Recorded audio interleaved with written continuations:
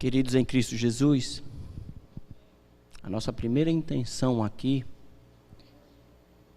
é se deixar ser inundado pela graça de Cristo Jesus. Então eu queria que você fechasse os seus olhos agora. As cadeiras estão longe uma das outras. Então eu quero que você deixe-se compreender que a graça de Cristo vai ocupar os espaços vazios que você está percebendo aí, entre uma cadeira e outra. Tem espaço para os anjos passearem entre nós.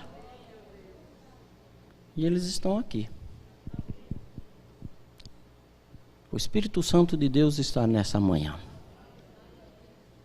E Ele quer falar a você. Fala-nos, Senhor. Essa é a nossa oração. Em nome de Jesus. Amém.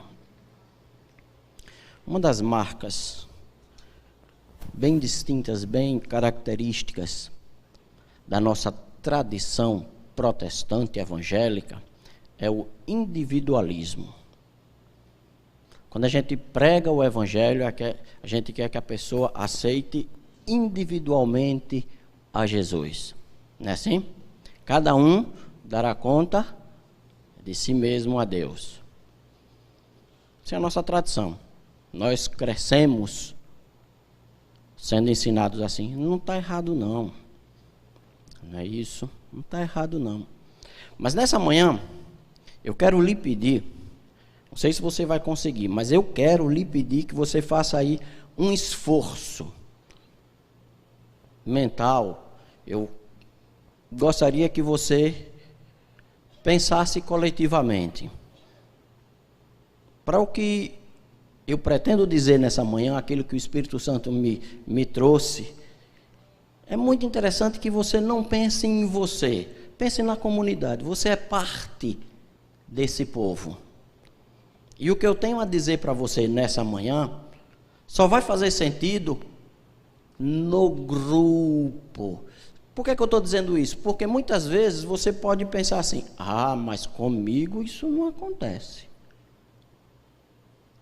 E eu vou acreditar que com você não acontece. Mas nós somos o corpo de Cristo. Não é assim? E se você quer ter noção do que é o corpo de Cristo, você passa a semana inteirinha sem lembrar do dedinho do pé. Dá uma topada na quina da mesa, ele torna o centro do seu corpo. Você esquece do resto todo, mas você lembra do dedinho, que você passou a semana sem nem lembrar que ele existia. E quem é pai e mãe vai saber que às vezes até seu filho tomou banho e esqueceu de lavar ele. Não é assim? Nós somos corpo. E eu queria que a gente pensasse como corpo nessa manhã. A segunda coisa que eu quero que você se esforce aí, esquece a instituição. Não sou contra ela. Ela é importante, ela é necessária e tem o seu papel. Mas esquece Primeira Igreja Batista de Aracaju. Tem um CNPJ, tem um presidente eleito, tem uma diretoria, tem conta bancária, tem tudo isso. Esquece essas coisas essa manhã. A gente vai falar da gente, de pessoas que estamos juntos, que somos partes do corpo de Cristo. É isso que nós vamos pensar nessa manhã. Já há algum tempo, o Senhor Deus tem me incomodado com um assunto, com essa questão da nossa identidade, porque, e não foi dessa semana, nem desde que o pastor Flávio, nós conversamos por telefone e ele disse que eu estava escalado para essa manhã, não foi desde daquele momento, esse assunto já vem mexendo comigo e eu tenho orado para que Deus tivesse dito: olha, está na hora de dizer. Mesmo antes da pandemia, Isso já vinha mexendo comigo. Há quase 10 anos atrás, imagina o tempo, um irmãozinho muito querido aqui da nossa igreja, eu não vou dizer quem é, mas capaz de você deduzir aí quem é. A gente é corpo, a gente conhece uns aos outros. Depois de um estudo daqueles de terça-feira, acho que a primeira vez que eu o encontrava aqui, ele me fez a seguinte pergunta: pastor, a estrutura, a base da sua teologia é tomista ou agostiniana? Não leva ele a mal, não. Depois eu fui conhecê-lo melhor, e naquele contexto a pergunta fazia todo sentido, e ele queria conversar comigo. E ele achou que isso era um bom pretexto para trocar ideias. Não vou dizer para você aqui a resposta que eu dei para ele, não, viu?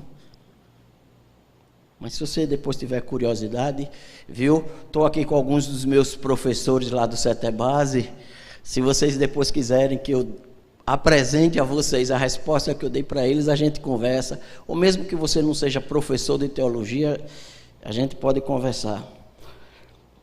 Mas também não é sobre isso que eu quero falar. Isso foi só porque eu lembrei desse caso essa semana e comecei a remoer algumas questões que têm se tornado incômodas no meio da igreja. Nós temos vivido um tempo que eu tenho descrito como um tempo beligerante, um tempo de disputa, de brigas, de embates, né? Ou você é calvinista, ou você é arminiano, ou você é de direita, ou você é de esquerda, ou você é carismático, ou você é tradicional, e a gente tem se arranhado. Quantas pessoas, quantos nossos irmãos queridos têm saído machucados dos nossos encontros? Porque estamos defendendo a pureza e a verdade da nossa fé. Quantos têm sido escorridos pela porta? No final do ano passado, entre um dos vários grupos de WhatsApp, um dia desse eu disse a título de brincadeira, e eu vou dizer também aqui do mesmo jeito, viu? Se você quiser acreditar ou não, é problema seu. Quiser levar na brincadeira também. Eu acho que Deus inventou a comunicação e o diabo o grupo de WhatsApp. Porque não é possível. Olha, e num desses grupos eu participo de não sei nem quantos dele, muitos por dever profissional, mas nenhum deles em que todos eram crentes, pelo menos se dizem assim, né? No meio de uma discussão lá, e estava sério a discussão, eu em geral não entro em discussão em WhatsApp, é um princípio meu. Se você quiser fazer isso, é problema seu e de Deus, eu não vou entrar nessa questão, eu não entro em discussão nesse negócio.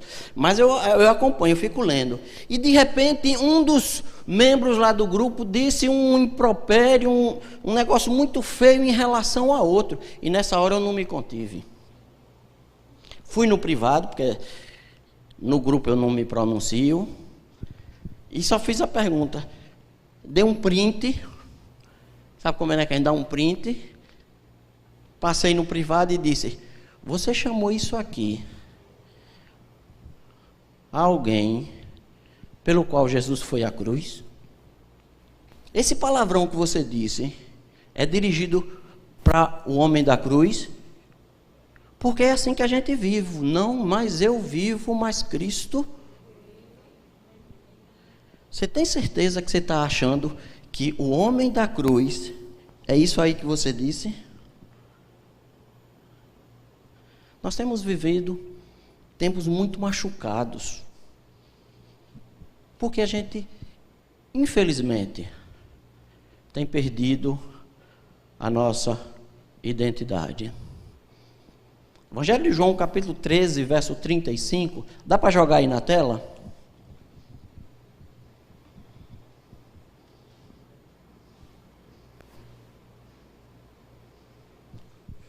Evangelho de João, capítulo 13, verso 35. Quando eu era embaixador do rei, essas conversas que a gente conta enquanto vocês passam as páginas, viu? Eu decorei esse versículo. Isso. Vamos lá, dá para dizer todo mundo junto, bem bonito, como crente, como corpo de Cristo. Vamos lá, todo mundo bem bonito.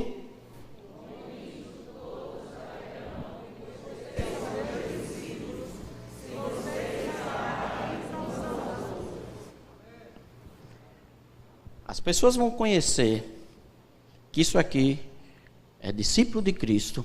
Nós somos os seus discípulos. Não é pela nossa firmeza doutrinária, não é pelas nossas posições políticas, não é pelo nosso engajamento social, é porque nós nos amamos. É isso. Parece simples, mas a gente esquece dessas coisas. A nossa identidade enquanto corpo está nisso aqui. Mas vamos, antes de chegar nesse versículo, vamos entender o contexto, porque ajuda a perceber. Já tirou? Pode deixar lá, pode deixar lá, tá bonito o texto sagrado, palavra de Deus, é o que nos alimenta, é o que nos dá significado. Deixa o texto aí, não tira ele daí não. Quando Jesus disse essa frase, quando Jesus expressou isso aí, no mesmo capítulo do Evangelho de João, e implica o mesmo contexto, ele tinha celebrado o que foi a última Páscoa da antiga aliança e a ceia, o estabelecimento da nova aliança. Mas antes de celebrar a ceia, Jesus fez uma coisa interessante. Ele lavou os pés dos discípulos. Lembra disso? Ele chega, ele tira a capa, ele amarra um pano na cintura e ele se abaixa para lavar os pés dos discípulos. E ele diz assim: olhe, do jeito que eu fiz, eu quero que vocês façam também. Ou seja, Jesus estabeleceu um padrão. E depois ele come com os discípulos. Já prestou atenção que sempre que Jesus quer fazer uma coisa boa, uma coisa importante, ele chama o povo para comer? É porque crente come. É sério. Quando Jesus foi restaurar Pedro, foi o que ele fez? Lembra? Na praia. Comida. Não é não? É. A Páscoa. Lembra? Essa noite o anjo vai passar. E os primogênitos das casas que não estiverem marcadas vão morrer. Dentro de casa o povo estava fazendo o quê? Meu Jesus. Comendo.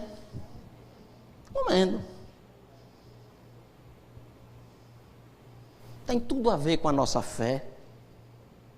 Jesus comeu a Páscoa, a nova aliança com os seus discípulos. E ele está nesse ambiente extremamente íntimo ali com os seus discípulos. E ele começa a dizer: olhe, um de vocês vai me trair. E começa um bochicho no meio dos discípulos. Quem? Né? João descreve essa maneira, esse que vai trair de uma maneira dura, pesada. Sabe como é que Jesus disse? Aquele que bota a mão no meu prato. Tem intimidade maior do que botar a mão no prato? Hein, mãe? Quantas vezes seus filhos já botaram a mão no seu prato? Manda outra pessoa botar para ver a confusão que é, mas o seu filho bota. Jesus disse: aquele que botou a mão no meu prato. Ah, isso machuca. Isso dói. Depois Jesus vai dizer para Pedro, ainda no mesmo contexto: essa noite, Pedro, abusado, corajoso, ninguém vai me... Calma, Pedro, essa noite, depois que o galo cantar, ou antes que o galo cantar, melhor dizendo, você vai me negar.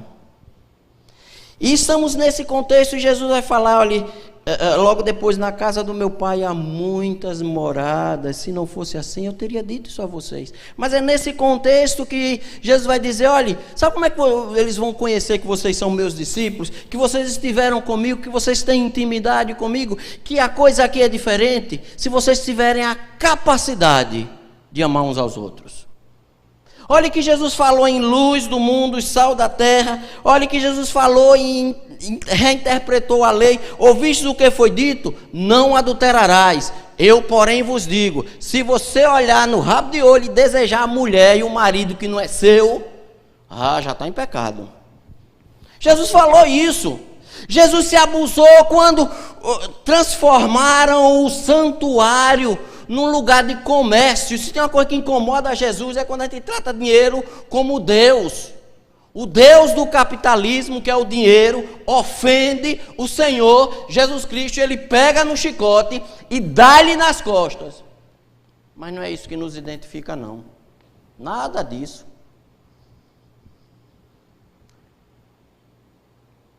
Nós somos conhecidos quando nos amamos. E eu podia aqui listar uma série de realidades que exemplificam o que é o amor, o que deve acontecer entre nós. Para que as pessoas que estão lá fora, quando olharem para essa parte do corpo de Cristo, possam dizer, esses são discípulos mesmo. Aí tem uma coisa diferente. Mas eu quero listar 3 verdades. Tem várias outras. Porque essas 3 verdades têm me incomodado já há algum tempo, e eu tenho orado por isso, como corpo de Cristo. A primeira verdade é que o amor que Jesus está falando aqui exige relacionamento. Lembra dessa palavra? Relacionamento. Vamos começar lá atrás. Quando Deus vai e encontra Abraão, sai da tua terra, da tua parentela, sabe de cor, né? Para uma terra que eu te mostrarei. Sabe de qual o texto todo? Deus diz a Abraão, anda na minha presença e ser perfeito. Sabe qual era o segredo? É o anda na minha presença. O que Deus está propondo a Abraão naquele dia é um relacionamento. Olha, a gente vai caminhar junto. A gente vai ter experiências em comum. O que estou reservando para você é coisa que só dá para viver vivendo. Quando Deus encontra Moisés na sarça, e Moisés pergunta a Deus, sim, quando eu chegar lá para libertar o povo de Israel, e vão me perguntar assim, qual é o nome do Deus que você encontrou lá no monte? Deus diz, olha, o meu nome não dá para saber assim não, porque o nome naquela época significava perfil de personalidade. Não dá para saber. Você vai ter que viver comigo. Você vai ter que ter experiências comigo.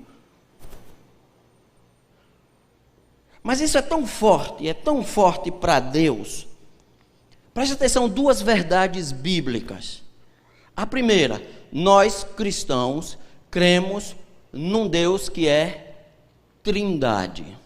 Ou seja, já na própria divindade há um relacionamento entre 3 pessoas. O nosso Deus não é solitário.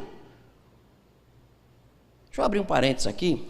Uma vez eu vi alguém tentando explicar, essas coisas que não tem necessidade de explicar, mas tem gente que gosta dessas coisas. Por que Deus tinha a necessidade de criar o ser humano? Aí a resposta, na minha compreensão errada, que o cidadão deu, é que Deus queria se relacionar. Deus não tem necessidade de relacionamento, porque Ele já é Pai, Filho e Espírito Santo, Ele já é suficientemente relacionado em si mesmo. Ele se basta. Mas Ele nos criou a sua imagem e semelhança para que nós também nos relacionássemos uns com os outros. Eu sou identificado como servo de Cristo, como parte da comunidade, do corpo, quando eu me relaciono com os outros. E Paulo, escrevendo aos Filipenses, tem uma expressão que é forte. Ele diz: olha, nós precisamos ter entranháveis afetos de misericórdia. Se você quiser buscar no original, ele está dizendo que as suas tripas se mexam de vontade de se relacionar com o seu irmão. Que isso lhe... Você quer saber o que é as tripas se mexer? Passa da hora da comida. É isso que Paulo está dizendo. Quando fica... E você esquece de tudo, mas não esquece da comida. Essa é a expressão que Paulo usa para dizer: olha, eu quero me relacionar com você, não interessa. E diz que o tempero da comida é a fome. Tem como a gente falar de cristianismo sem falar de comida, né? Você precisa, igreja, se relacionar. E é exatamente por isso que esse tempo de pandemia tem sido muito duro para nós. Porque tem nos afastado uns dos outros. Eu não posso mais abraçar como eu abraçava. Eu não posso mais vê-los. E eu vejo aqui todo mundo de máscara e me dá uma agonia esse negócio. Mas fica aí, não tirei, eu tirei por causa do microfone, senão me falta o fôlego. Mas fica aí, por enquanto. Isso é o tempo da aprovação. E depois aqueles que forem aprovados, isso é bíblico. Nós somos servos. Nós somos corpo. Nós somos parte da grande família, porque nos relacionamos. Primeira verdade que eu disse, a Trindade. Mas há uma segunda verdade nessa questão de relacionamento.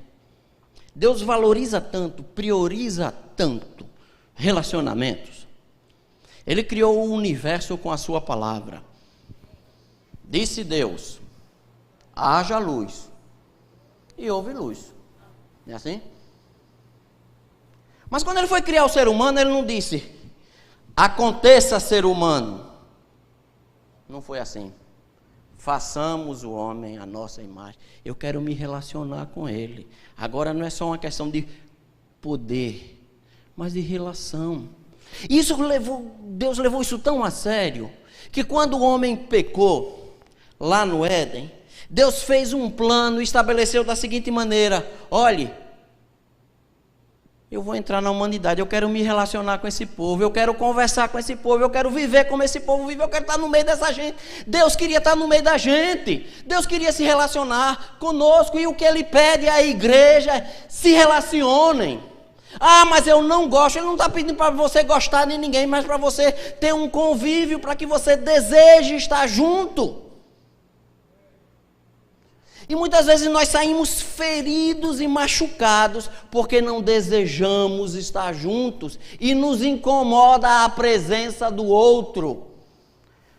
E quando você está junto, isso lhe incomoda, é porque você não faz parte desse corpo. Você não faz parte desse corpo, porque o corpo quer estar junto. Tem que ter relacionamento. Eu tenho que desejar. A gente vem para a igreja para adorar a Deus, não é isso? Você pode adorar sozinho em casa? Ah, mas é muito melhor no meio do povo. Porque eu gosto de estar no meio do povo. Porque Deus está em todo lugar. Mas Ele gosta de estar na reunião. Ele gosta de estar onde o povo se junta. Primeira coisa, o amor cristão que nos identifica acontece no relacionamento. Eu tenho que viver no meio de gente. E tem gente que é chata. Tem gente que apurrinha o juízo. Tem gente que diz desaforo no WhatsApp. Tem tudo isso. Tem gente que pensa muito diferente do que eu penso. Eu tenho os meus posicionamentos teológicos, históricos, filosóficos. Não serve para muita coisa esse negócio filosófico, não, mas, né? políticos, essas coisas todas. Eu tenho o meu. E tem aqui, pelo que eu estou vendo, olha, tem gente que pensa tão diferente de mim que vocês não fazem nem ideia. A vontade de estar junto supera nossas diferenças. A vontade de abraçar, de saber que nós somos uma comunidade, um corpo em Cristo. Você pode pensar diferente de mim, você pode discordar de mim, mas eu quero estar junto a si mesmo. Entendeu? Você pode ser completamente diferente nos seus posicionamentos. Mas não pense que vai se livrar de mim fácil assim não. Que eu quero estar junto. A primeira coisa que eu quero que a igreja pense nessa manhã, lembra? Não é você, é o corpo. A gente quer estar junto? Apesar de tudo, apesar das nossas diferenças, apesar das nossas brigas, apesar de... Esse povo quer estar junto. Quando quer estar junto, inventa. Inventa. Anote aí para você orar. Deus, nos dê estratégias para estarmos juntos, para que os nossos relacionamentos não se quebrem. Senhor, nos perdoa, porque a cara feia do irmão me afastou dele.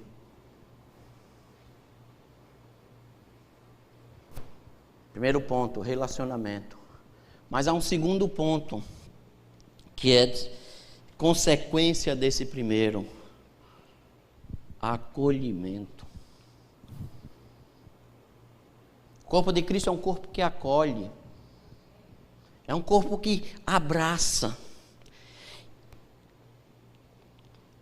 Igreja, por definição, e eu gosto dessa nível, é a comunhão dos santos. Mas sabe quem são os santos da comunhão? Ladrão, mentiroso, adúltero, egoísta.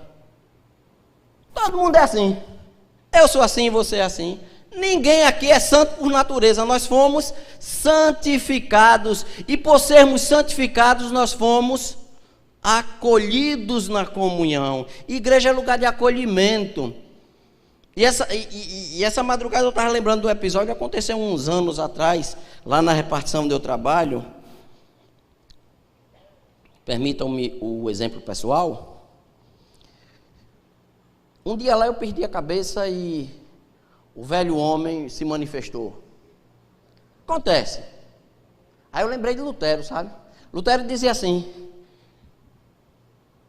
Lutero dizia, eu pensei que o velho homem tinha morrido nas águas do batismo, mas o miserável sabe nadar. Isso era Lutero que dizia. Mas deixa eu terminar a história lá da repartição.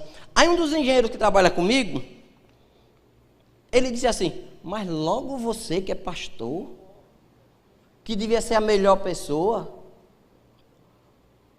Aí o Espírito Santo que nos sela com a sua promessa está dentro de nós e se mexe. Ele disse assim, não perde a chance não. Não perde a chance. Porque quem faz a obra é o Espírito, não é a gente, né?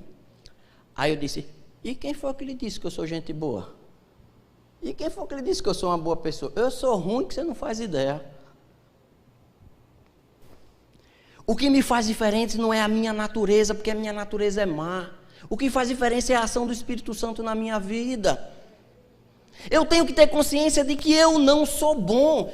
Paulo diz que Deus olhou, passou a régua e estava todos, inclusive eu, porque todos pecaram e ninguém merece a graça de Cristo.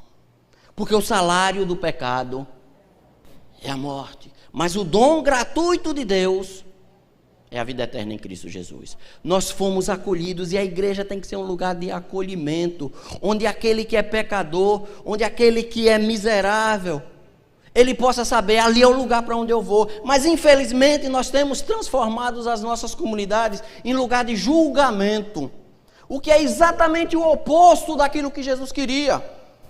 E as pessoas têm medo de se juntar com esse negócio de crente, porque chega lá, vão dizer que eu sou adúltero, que eu sou homossexual. Ai, Jesus, vou não. Está errado. Igreja tem que ser um lugar de acolhimento, onde o pecador diga, eu vou para lá, porque eu fui abusado, eu sofri, eu estou em pecado, eu estou desesperado. A angústia, que é o mal desse tempo, o estresse e essas coisas todas. Mas ali eu sou acolhido. Lembra do filho pródigo? O filho pródigo. Não vou contar a história que você já sabe. Mas o final da história diz que ele ainda vinha lá longe. Diga o que foi que esse menino fez. Pegou o dinheiro da herança, matou o pai, né? Gastou tudo com prostituta. É o que diz o texto, né?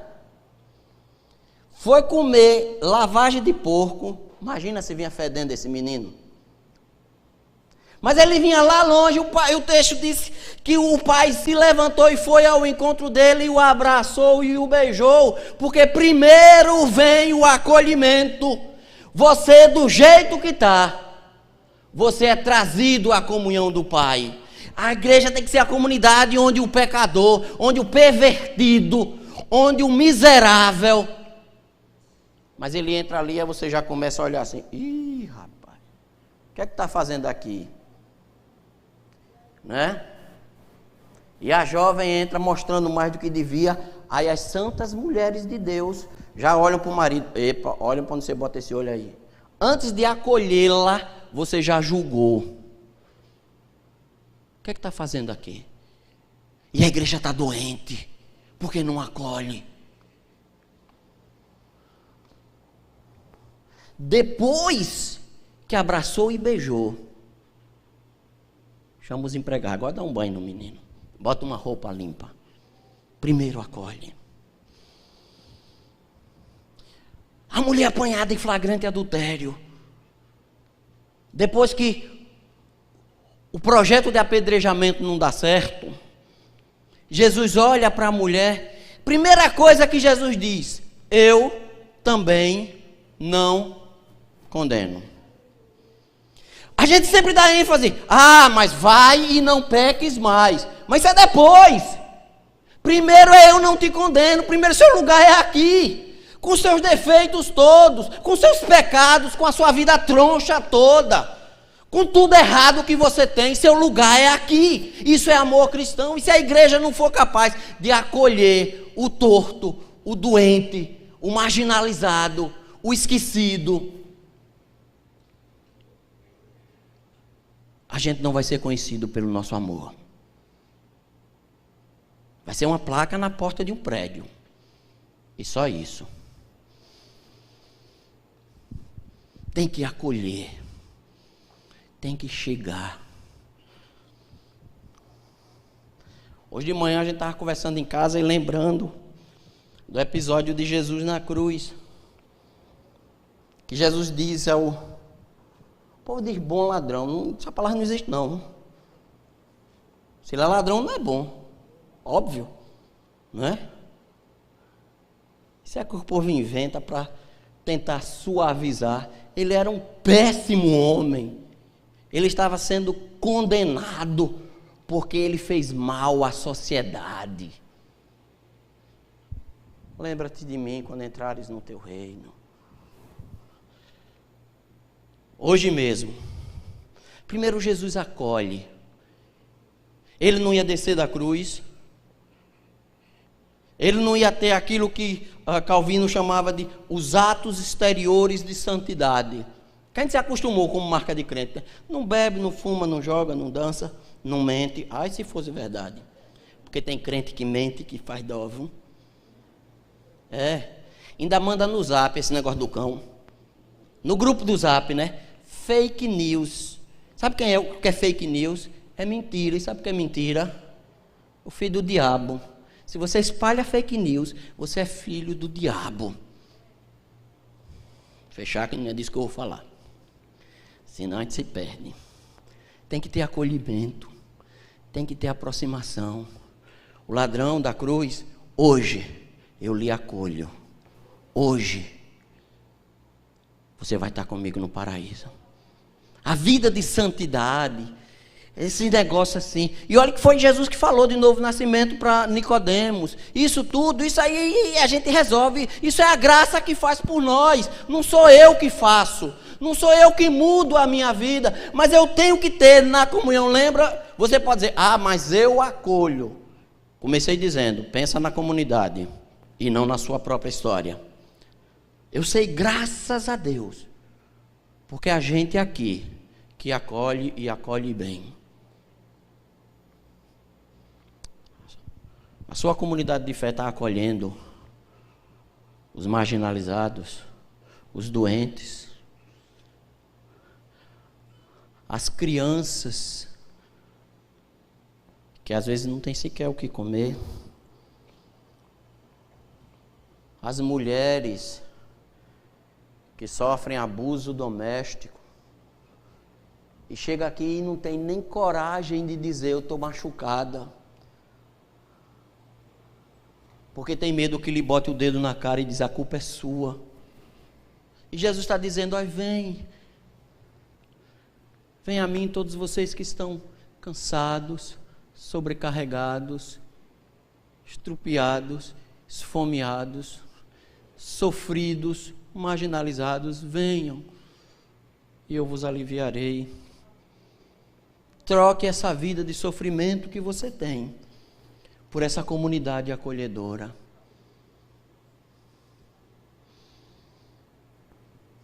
Naquela tarde no paraíso, Deus vem ao encontro de Adão e Eva. Adão, onde é que você está? Adão olha para... não olha, acho que ele baixa a cabeça e diz, eu fiz besteira e me escondi. E fiquei com medo. A conversa de Deus com Adão é exatamente essa. Rapaz, você entendeu tudo errado, o acusador é o outro. Eu não sou o acusador, eu sou o que lhe acolhe. Muitas vezes a igreja tem tomado o papel de acusador, de apontar pecado, de apontar erro, de apontar falha. Isso é função do acusador, não é do povo de Deus. A sua função não é mostrar pecados, a sua função é mostrar a graça de Cristo Jesus. Porque dos pecados, das falhas, todo mundo já sabe, o diabo faz isso. Mas quando você, em nome da santidade, aponta o pecado, você se coloca no lugar do diabo. Porque o diabo é que é o acusador. O meu Deus é o Deus do acolhimento. Tem uma passagem, e me permita usar a imaginação, eu gosto demais disso. Dali, Jesus iria para o Getsêmani, depois de ter dito essas coisas, ia para a cruz, morrer. Primeiro dia da semana, Jesus apareceu aos discípulos, Tomé não estava presente. Sempre assim. Crente que falta culto, deixa de ver que Jesus está presente. Mas isso é outro assunto. No outro dia foram contar para Tomé, rapaz, Jesus ressuscitou. Jesus ressuscitou, rapaz, a gente viu ele estava lá. Não, se eu não botar meu dedo lá, conversa, rapaz, eu vi o túmulo, tinha uma pedra em cima, conversa de ressuscitou. E não briga com Tomé não, que Tomé é no mínimo racional, não é? Segue os padrões, os rigores da ciência. No domingo seguinte, aí vai entrar a minha imaginação, vou dar licença. Se você não gostar da minha imaginação, depois a gente negocia. No domingo seguinte, está Tomé no meio do grupo. Eu imagino Tomé desconfiado, olhando para um lado assim, né? Mas, como eu disse, não está no texto, é a minha imaginação. Eu imagino os discípulos abraçando Tomé. Que bom que você veio. Que bom que você está aqui. E Tomé desconfiado. Mas eu não estou crendo ainda assim, não. E Pedro olha para ele e diz, não se preocupe não, eu também neguei Jesus e estou aqui. E cada um vai dizer, olhe, e nós estamos todos aqui. Aquilo era um ambiente de acolhimento, de aconchego. Olha, aqui ninguém merece a presença do amado. Mas Ele quis estar no meio de nós. E não vai ser você que vai ficar de fora, não. Vem para cá, com as suas dúvidas, com seus pecados, com seus temores. Vem cá. E a gente vai desfrutar juntos. Quando Jesus aparece naquela reunião, imagina o coração de Tomé quase para sair pela boca. Agora ele vai me dar uma bronca. Agora ele vai botar o dedo na minha cara e dizer: você é um incrédulo, incircunciso, miserável.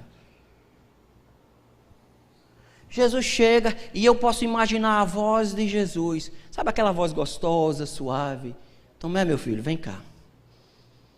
Vem cá, vem cá. Bota a tua mão aqui. Vê aqui do lado. Sou eu. Eu quero te acolher, eu quero te abraçar. Seu lugar é aqui no meio do povo. Ah, mas eu não mereço. E quem foi que disse que os outros merecem? Não é por merecimento, pela graça sois salvos. Isso não vem de vós, é dom de Deus. Não vem das obras do que você faz, para que ninguém se glorie. Nós fomos acolhidos pela graça. E o que Jesus espera da comunidade é que acolha também. Primeiro lugar, relacionamento. Segundo lugar, acolhimento. Anota aí para você orar. A sua comunidade tem acolhido o pecador. Aquele que é homem se veste de mulher. Imagina aí entrar por essa porta. Ih, rapaz, o negócio é sério. É para esse que Jesus veio. É esse que precisa ser acolhido. Primeiro você diz: eu também não te condeno. Entre cá, senta aqui do meu lado. Depois a graça vai cuidar do resto.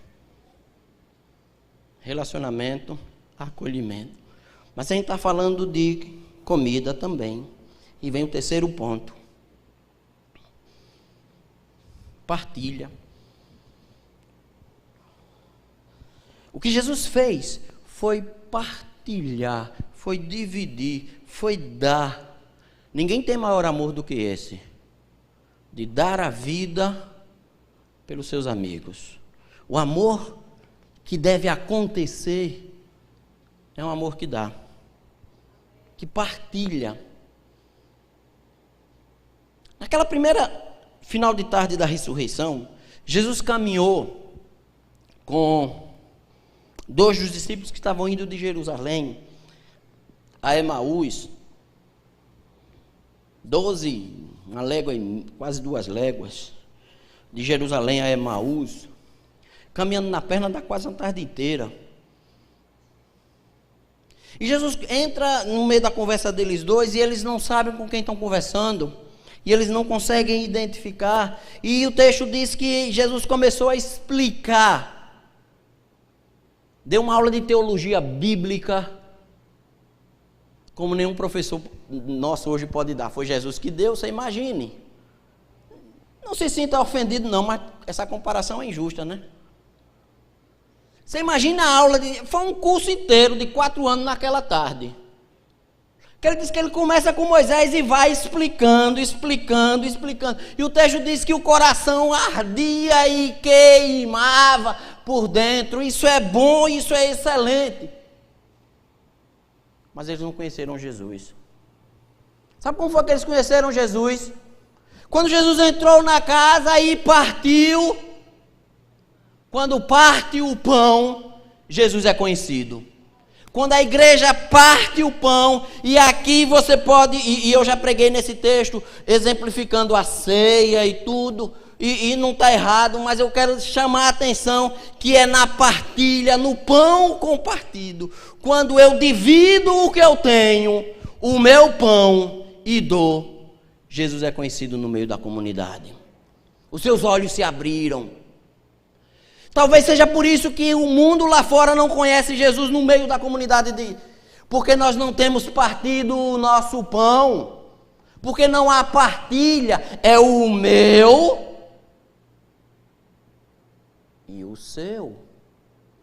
O filho mais velho da parábola, lembra do filho pródigo?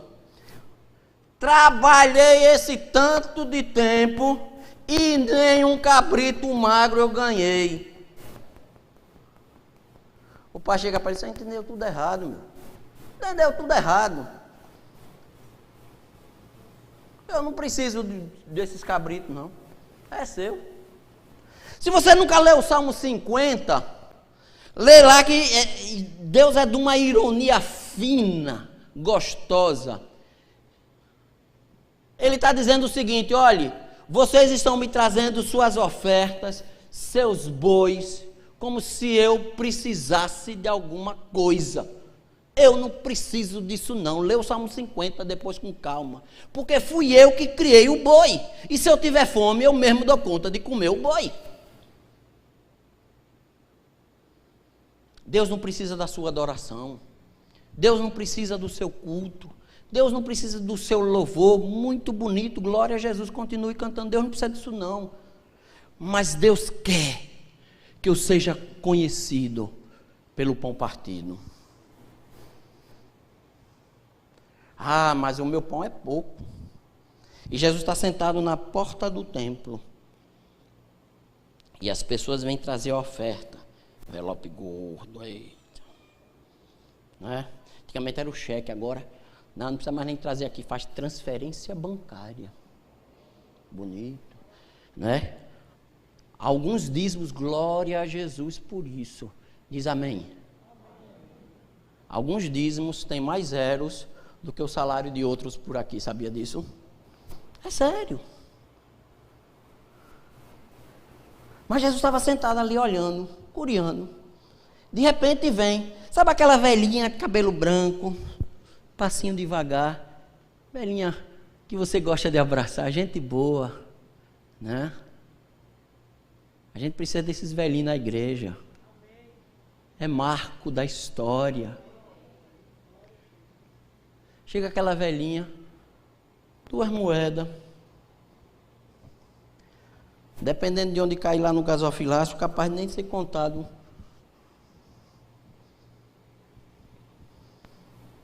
Jesus chama, vem, ó. Oferta é aquilo ali. Eu disse: peraí, Jesus, tá? Faz essa conta direito, você não está entendendo de matemática, né? A sua aula de contabilidade não bateu, Jesus. E Jesus diz: e quem foi que está falando de contabilidade? Eu estou falando de coração. Eu estou falando de intenção, de alguém que aprendeu relacionamento com Deus e agora está se relacionando. Ela quer participar do reino de Deus, ela quer estar no meio, e pode não significar nada para os outros, mas para ela é tudo que ela tem. E ela quer partilhar, ela quer dar, ela quer que o outro tenha.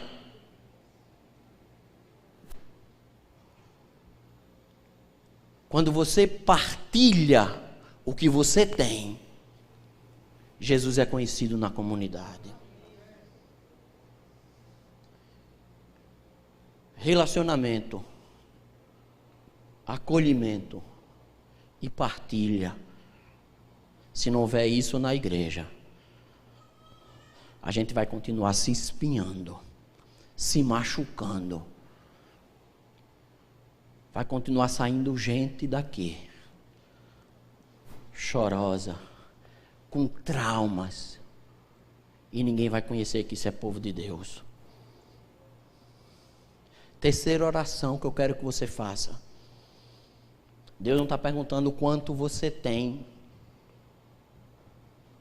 mas quanto você quer dividir, partilhar.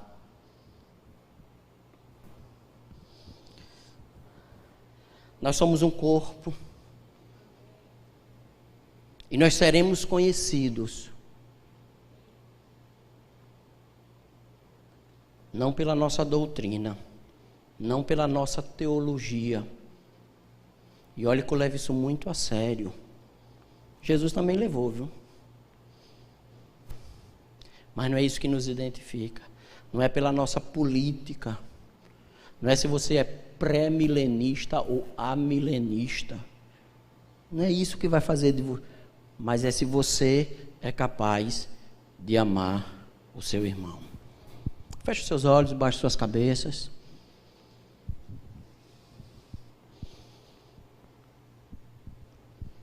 Menos você, Raul. Raul, menos você vai fechar os olhos, porque você vai tocar.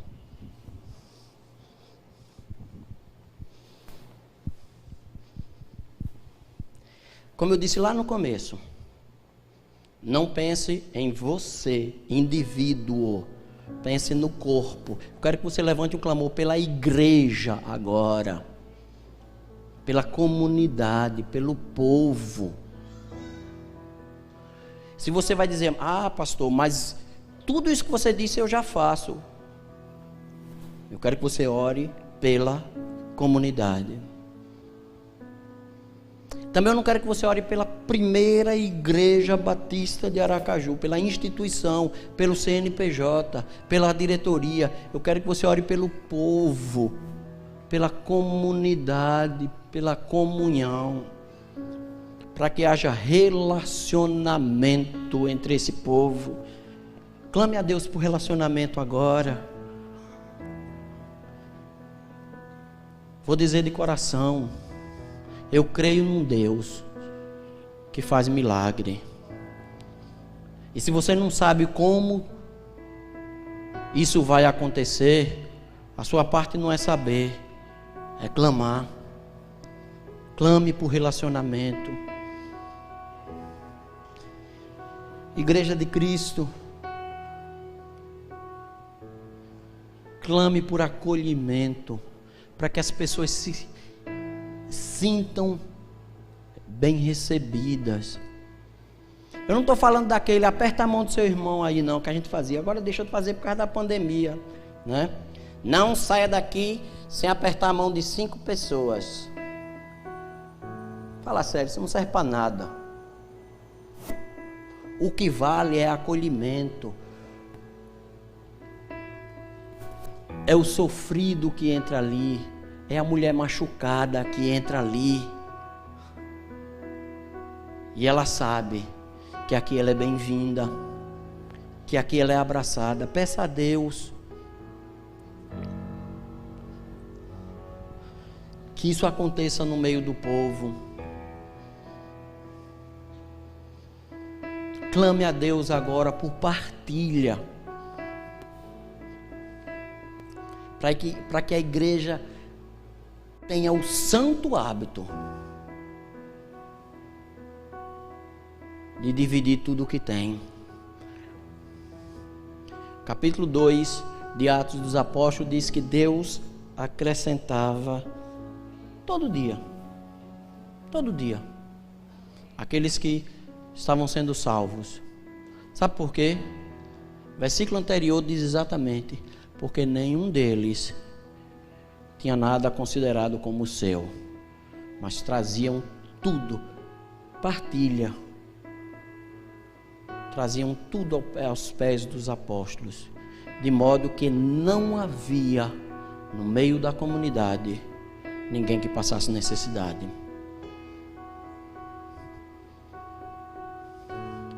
Clame, igreja, como um corpo,